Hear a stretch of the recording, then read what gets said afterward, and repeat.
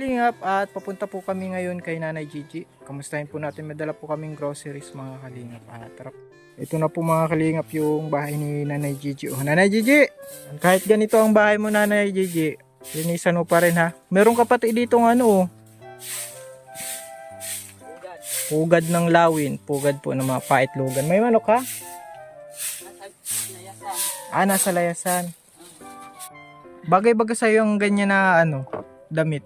Naku sir, bagay nga. Pero ang mukha hindi naman. Ay, bakit naman?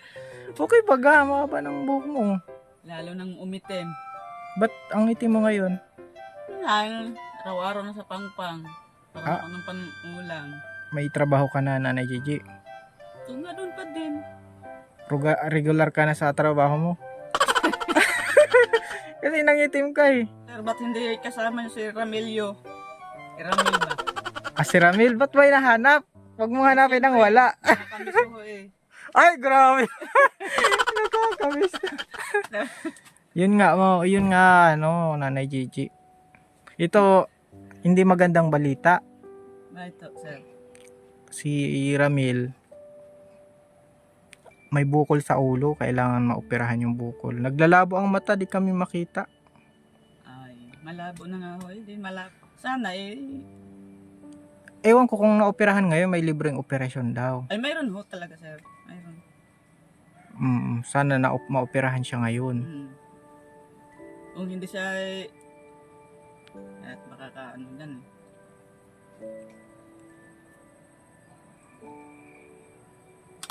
Nagsuot ka na pati ng singsing na galing kay Kuya Ramil oh. Sir, Tatak ni Kuya Ramil ang singsing mo ah. Bawal ka na dyan ligawan sa labas. ay naku! Malabo.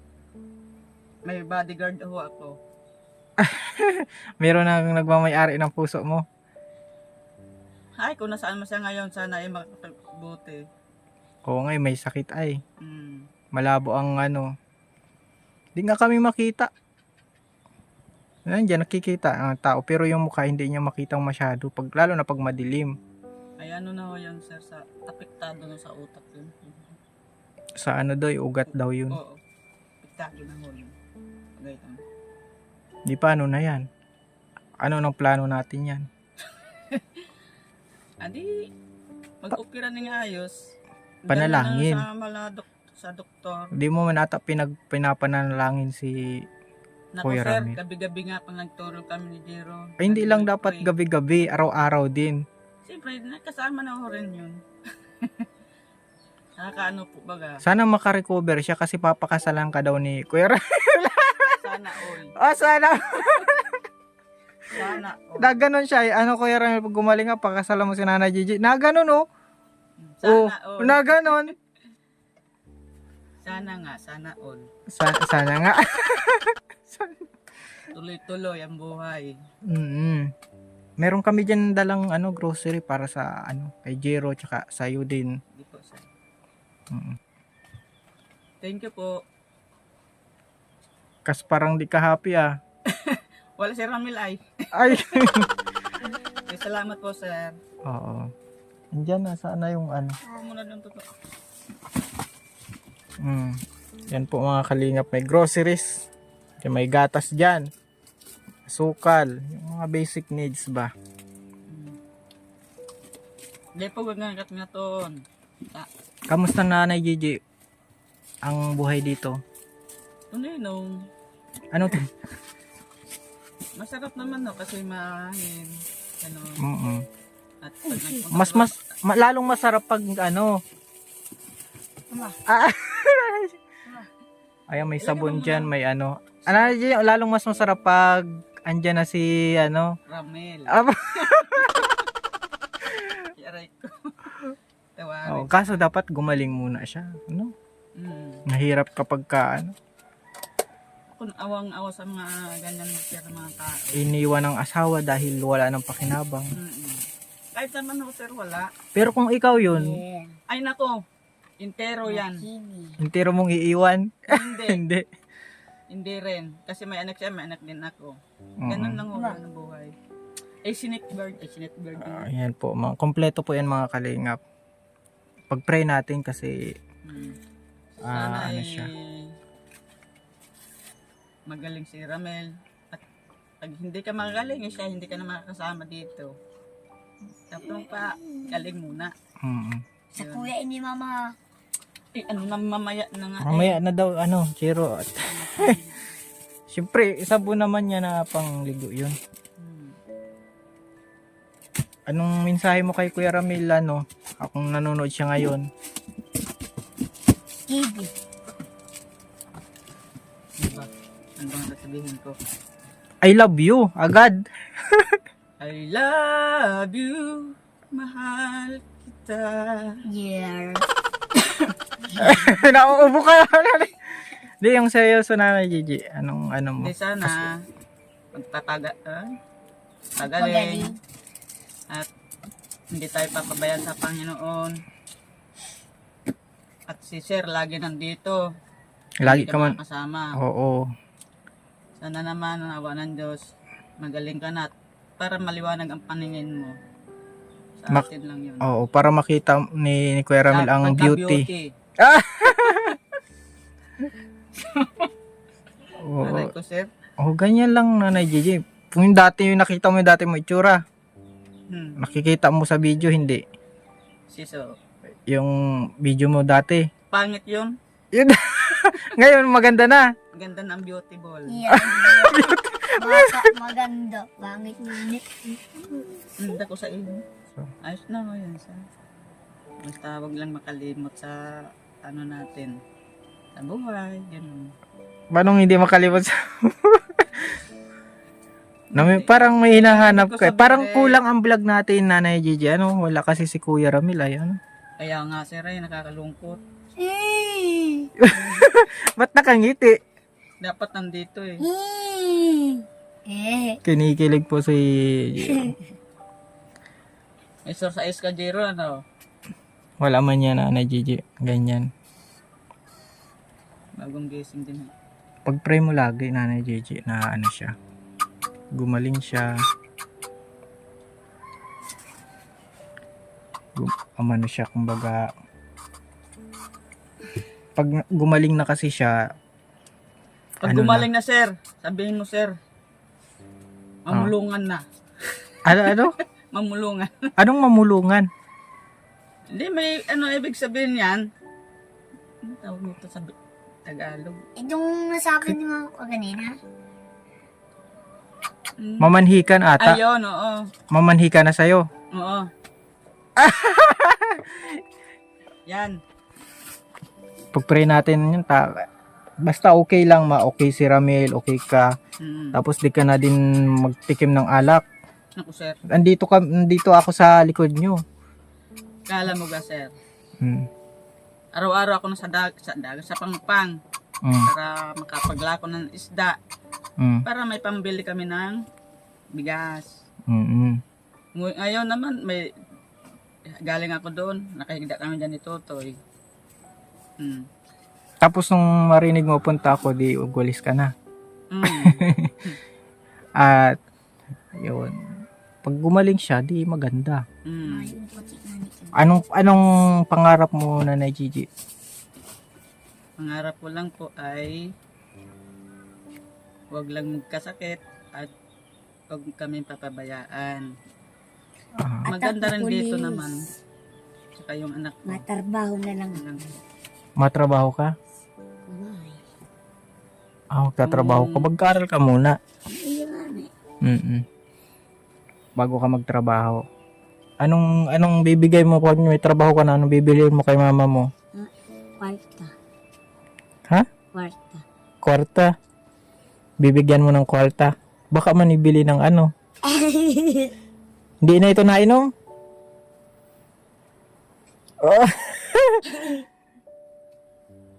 Huwag kang mag-inom, Nanay Gigi, ha? Ay naku, Sir. Hindi. Mag-inom na lang ako tubig. Mag-ano ka na lang, matulog-tulog ka na lang. Magparapaganda ka pag gumaling na si Kuya Ramil. Sir, madaling araw ako nagsusuklay na. Madaling araw pa lang, susuklay ka na. Baka- Tanungin mo yan. Oo siya, madaling araw, bakit? Ay, siyempre Nagpapaganda yan eh. aray ko. May iba ka ng pinapagandahan, Nanay Gigi. Ay naku sir, walang iba kundi si Ramel. Baka magpapaganda pa. O hindi sa kanya, hindi ako magpapahabang buhok. Gano'n pa si, si Nanay Gigi. Eh ano natin na gumaling kasi kawawa din si Kuya Ramil, ano? Kaya nga ho, sir. Dapat naman yung asawa niya. Kahit gaya naman ng tao, dapat huwag niyang iwanan. Wala na, iniwan na eh. Move on na tayo dun. Ang importante ngayon, sino ang mag-aalaga kay Kuya Ramil? Naku sir, pag isama niyo dito, itatali ko rin sa loob para hindi na makalis.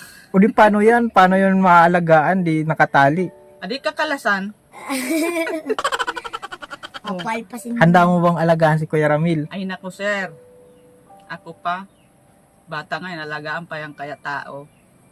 Ido nga nilalagaan ko. Aso? Hindi. Inaalagaan? Tao. Siyempre, Yan. alangan, pabayaan mo. Eh, ang bata kasi, tao din. Ido hay. Kumbaga, aso nga inaalagaan, ano pa kaya yung tao? Ano pa? Siyempre, kung mahal mong tao, huwag mong Kasi, iwanan. Ay, nasa ano yan no, sir. kahit may tao. kapansanan si Kuya Ramil, handa kang Sir, sa totoo lang.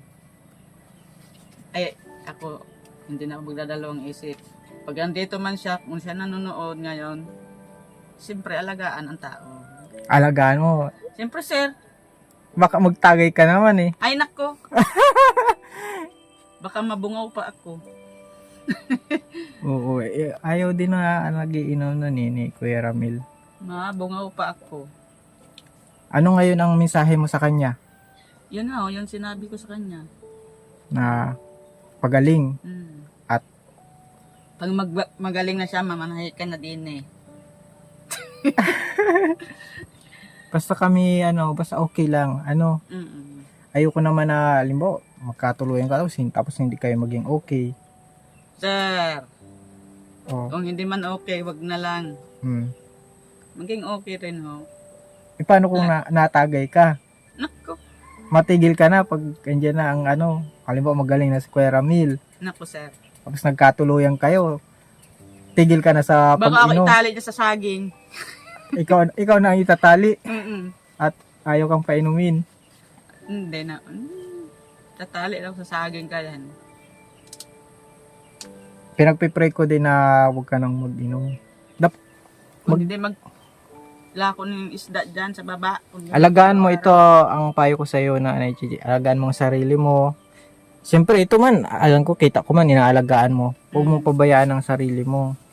Magsusombrero ka pag pag kaganyan nandyan ka sa dagat na nagtutok-tok. Nangingitim yung mukha mo, Nanay Gigi. Masabi yan si Kuya Ramil, ang itim na nito. Masipag lang ang tao. Makakita lang ng pambiling bigas. Ganun. Tulad yung kanina, nandoon kami. Yan, katulad niyan. Problema na naman. Hindi man ako makapagtrabaho, sir. Eskwela. Kasi pag nakain siya, nauwi siya dito. Siyempre dapat naka-ready ng pagkain niya, Yan naman at hindi mo pinapabayaan yung anak mo. Oo, nagaling sa eskwelahan, may pagkain na siya. Ay, nakoy. O paano yan, Nanay Gigi? Hanggang sa muli ha. Sige po. At pray natin si Kuya Ramil para makasama na natin. Hi, Ramel. Ang sa mandong, bua. Anong yun? Ano yung ibig sabihin nun? Buada. Baka ikay maloko. Huwag lang ako loko-lokohin. May sakit nga yung tao kaya di nakapunta dito. Diyan, tuloy-tuloy ang pag-ano niya. Oo. Para maganda. Baka nag-iisip ka na si Kuya Ramil. May talaga pinuntahan namin. Mahirap makakita siya. Kala ko sa lang sa mata. Kaya nga, may bukol daw sa yun daw yung Ang tumor. Di ba may epilepsy siya? Tumor. Hindi naman siguro tumor na Wag naman sanang tumor, bukol. Meron ganyan noon. Sana naman, wag lang. Anong ibig sabihin nun kumakatok sa ganyan? Baka matuluyan. Oo, parang kontra. Ganun po yan, sir. Okay. Pag-pray natin. Si Lord naman ang may kapangyarihan sa lahat, di ba? Na mawala na yung ano. At sige, Nanay Gigi. At Sige po, sir. God bless sa inyo. Tuloy mo lang, alagaan mo itong ano. Sige po. Alaga ka ng mga manok ba? Padamihin mo yung manok mo. Tsaka yung mga tanim mo. Habang nagpapagaling si Kuya Ramil. Magulat ka, andito na si Kuya Ramil. Ano?